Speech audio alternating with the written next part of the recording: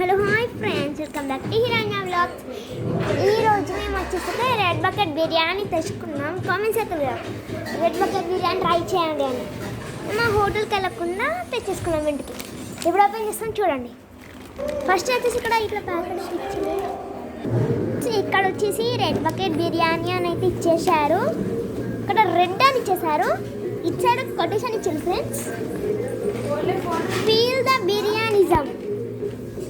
Feel చేద్దాం friends. ఈ కవర్లోనైతే మనకి ఆనియన్స్ ఫ్రెండ్స్, ఒక సాంబార్ అయితే ఇచ్చి ఇంకొకటి లస్సీ లస్సీ లస్సీ ఇచ్చేసారు ఫ్రెండ్స్.